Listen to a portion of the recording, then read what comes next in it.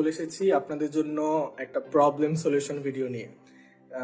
Friends, আপনারা অনেকেই হচ্ছে কে স্নেক মাউস অ্যান্ড কিবোর্ড কম্বোটা কিনেছেন আমাদের কাছ থেকে। সো পারচেস করার পরে যাদের অনেকেরই কমন একটা প্রবলেম হয়, সেটা হচ্ছে গিয়ে ভাই এটা কিভাবে সেট আপ করবো, বা এটা কিভাবে গেম প্লে করবো, বা বাটনগুলো কিভাবে সেট আপ করবো, অ্যাপসের সাথে কাজ করছে না, বা ব্লুটুথে কানেক্ট করতে পারছি না, এরকম অনেক রকম কোশ্চেন আমাদের কাছে আসে।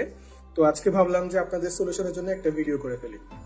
সো প্রথমে দেখতে পাচ্ছেন আমি একটা পাওয়ার ব্যাংক থেকে এই হাবটাকে পাওয়ার আপ করেছি। পাওয়ার আপ করার পরে ডান পাশে হচ্ছে কিবোর্ডের মাউসের ইউএসবিটা কানেক্ট করেছি, এবং লেফট সাইডে হচ্ছে আপনার কিবোর্ডের ইউএসবিটা কানেক্ট করেছি। এই দুটো ইউএসবি কানেক্ট করার পরে এখানে দেখতে পাচ্ছেন এই হাবটার মধ্যে এখানে হচ্ছে হোয়াইট একটা এলইডি জ্বলবে, এবং কিবোর্ড ভালোভাবে কানেক্ট হওয়ার পরে এখানে গ্রিন একটা এলইডি জ্বলবে। তারপর হচ্ছে আপনি আপনার ফোনের ব্লুটুথ অন করে এই ব্লুটুথ ডিভাইসকে কানেক্ট করে নেবেন। করার পর আমরা যেটা করব, আমরা ফোনের ইন্টারফেসে চলে যাই, একটু দেখাই। সেটা হচ্ছে আপনি প্লে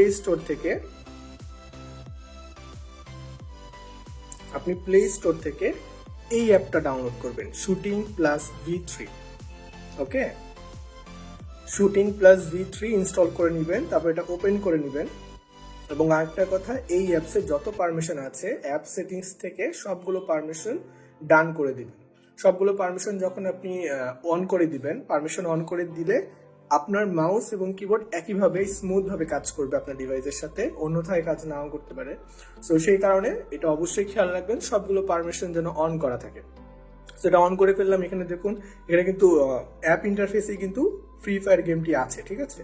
সো আমাদের আলাদা করে অ্যাড করতে হবে না। আপনি যদি অন্য কোনো গেম প্লে করতে চান, সেক্ষেত্রে অ্যাড প্রিসেটে বাটনে ক্লিক করে আপনার ফোনে ইনস্টল থাকা অন্য কোনো অ্যাপ বা গেম আপনি এটা দিয়ে রান করতে পারবেন। সেক্ষেত্রে আপনাকে এটা অ্যাড করে নিতে হবে, অ্যাড টু দেয়া আছে, তার অ্যাড করে নিতে হবে। ওকে, আমরা অ্যাড করে নিলাম। সো এখন আমরা গেমে চলে যাব।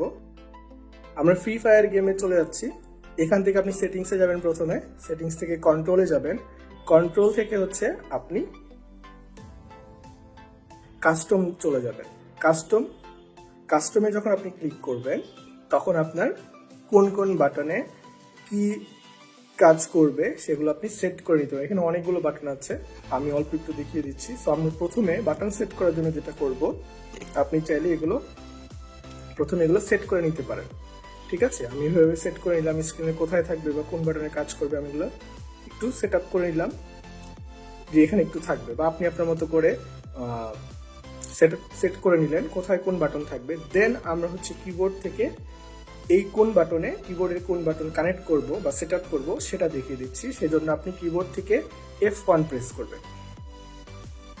এই F1 যখন প্রেস করলাম, তখন দেখুন আমার ফোনের স্ক্রিনে কিন্তু উপরে একটা অপশন চলে এসেছে, সিলেক্ট নিউ সেভ ক্লোজ। তো এখান থেকে আমরা নিউতে ক্লিক করব। যখন আমরা নিউতে ক্লিক করব, তখন দেখুন এখানে একটা মাউস পয়েন্টার চলে এসেছে, ঠিক আছে। এই মাউসটা হচ্ছে আমাদের RGB কে স্নেকের মাউস। সো এখানে যখন আমি রাইট ক্লিক করব, তখন দেখুন স্ক্রিনে কিন্তু এটা রেড হয়ে গিয়েছে। সো আপনি এখন এটা কোথায় সেট করবেন, সেখানে নিয়ে আসবেন। এই রেডটাকে আমি এই ফায়ারে নিয়ে আসলাম, ঠিক আছে। সো আপনারাও কিন্তু এভাবে সেট করে নিতে পারবেন। আবার আমি যখন রাইট ক্লিক করব, তখন দেখুন এই যে গ্রিন চলে এসেছে। এটা আমি কোথায় সেট করব, মনে করুন আমি ক্যামেরা শুটের জন্য এটা ইউজ করলাম। আপনারা অন্য কিছুতে ইউজ করতে পারেন। আমি সবগুলো বাটন দেখাতে পারবো না, আগেই বলেছি, এখানে অনেকগুলো বাটন আছে, অনেকগুলো ফিচার আছে। সো এখানে দেখুন, এখানে কিন্তু আবার গান চেঞ্জ বা ওয়েপন চেঞ্জের একটা অপশন আছে, 1 2 3। সো আমরা চাইলে এটা চেঞ্জের জন্য কিবোর্ড থেকে অ্যাপ্লাই করতে পারি। সো এটা যদি আমি 1 2 3 4 হিসেবে ধরি, তাহলে আমি কিবোর্ড থেকে প্রেস করব 1 2 3 4। এই দেখুন এখানে কিন্তু 4টা বাটন চলে এসেছে, 1 2 3 4, রাইট। এখন আমি কিবোর্ডের 1 কোথায় ইউজ করব, গান 1 এ ইউজ করব। ওকে, তারপর কিবোর্ডের 2 গান 2 তে ইউজ করব, কিবোর্ডের 3 এখানে ইউজ করব, এবং 4 এখানে ইউজ করব। আপনাদেরকে দেখানোর জন্য আমি নতুন একটা গেম ইনস্টল করেছি, যদি আমি গেমটা প্লে করিনি। সেখানে সবই নতুন, আমার কোনো উইপনও নাই, দেখতে পাচ্ছেন। যাদের আছে তারা অবশ্যই 1 2 3 4 করে আপনারা কিন্তু উইপন চেঞ্জ করতে পারবেন। সো সবগুলো বাটন সেট করার পর আপনি জাস্ট সেভে ক্লিক করবেন এবং ওকে করে দিবেন।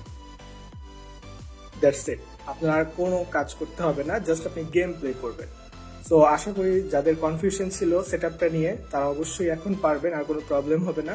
ভালো থাকবেন, সুস্থ থাকবেন। আসসালামু আলাইকুম।